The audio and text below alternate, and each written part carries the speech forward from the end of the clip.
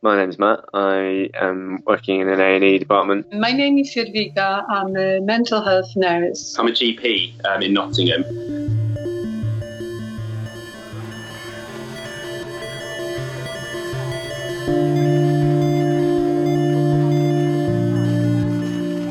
The department is actually physically changing, so A&E no longer looks like the A&E that I'm used to.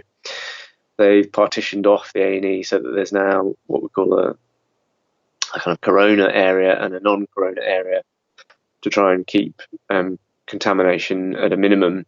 Obviously, that poses some significant challenges in itself, as A&Es fundamentally were never designed for this. So lots of staff are working in very different ways, either remotely or we've had to tell people they can't be at work because either they're at risk or they're not actually essential. They can be at home, and that's, for lots of staff, that's really upsetting because they want to be helping, they want to be here, and not being there. There have been a lot of tears, and it's that's been really difficult.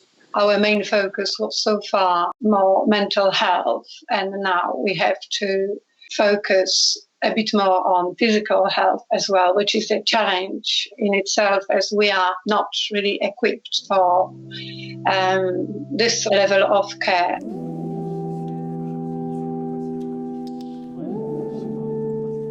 You know, there's stories about a doctor who's on full life support. There's a nurse in her with relatively few health complaints that is on ventilation, on life support as well.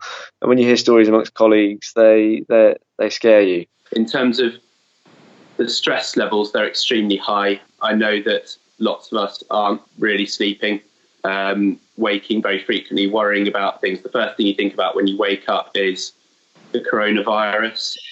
Mentally, what impact it will have on me, on my colleagues, whether we will be as resilient as we are now, and whether we will have enough staff actually to care for patients. So these are the questions I kind of have been asking myself more and more. Now I sort of go home in the evening, I think about the patients that I've spoken to and the decisions that I've made as safe as possible. In 2 weeks' time, I fear that the burden on me won't be about that. It'll be about the decisions that I've made to say to people, actually, I'm afraid you can't go to hospital and there is no treatment. It's just a case of we just don't have the equipment and the staffing to support you anymore, and that, you know, you've been, unfortunately there's nothing more we can do. So there's going to be some pretty difficult situations, pretty difficult conversations, but I feel like the worst is yet to come, unfortunately.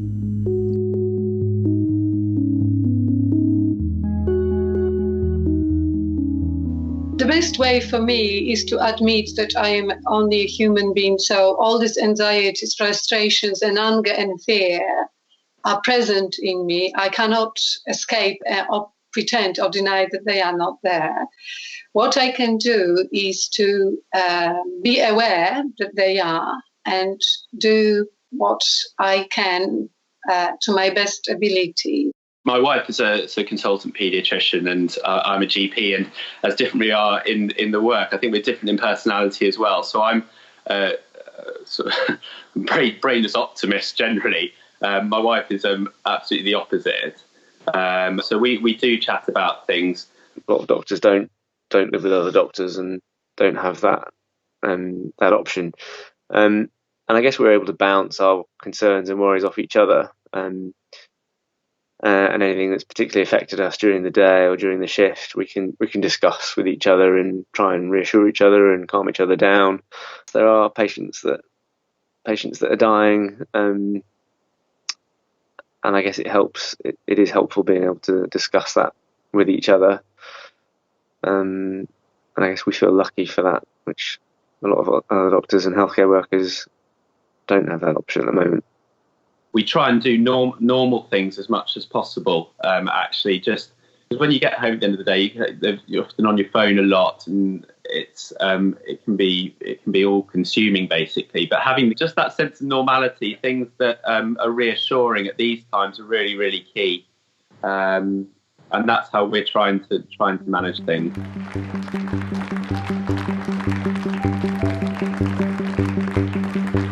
There's lots of nice things being done. We're getting random food deliveries to the A&E department from the local food suppliers. We're getting lots of nice messages and lots of support from the public in general. My phone is probably the busiest it's ever been, with just general messages from my friends saying, keep going, you're doing a great job. So yeah, we're doing our bit and we're trying to stay positive. And it's the little things that get you through the shift, I guess. The fact that, for example, I can go to Costa Cafe and get a cup of coffee for free, which is, yay, great thing. And watching a lot of positive examples from the news, a lot of people ready to help and support NHS is a great motivation. The public reaction and the amount of support that the NHS is getting is really, really humbling, and it really does make a difference to me. I think over the last few weeks I have never felt as valued, and I'm waking up feeling enthused and looking forward to going to work to do as best I can.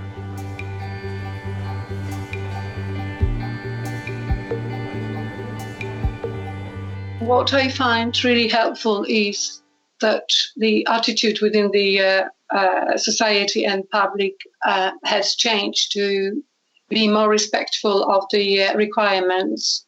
So I feel safe that I am not exposed to crowds on the bus. Stay at home, and if you've got people who you're doing shopping for, doorstep drop it on the doorstep. Don't go in, drop it on the doorstep. When you're calling your GP or you're dealing with NHS staff, please bear in mind that they're under enormous pressure and they're trying to do the best things for you. These are unprecedented times, and things will continue to change as we learn more. Because at the moment we don't have a lot of evidence, so we don't have a lot of experience with this new virus. So things that help us as doctors and as a healthcare service is just people being vigilant and following what guidance there is out there that will help us.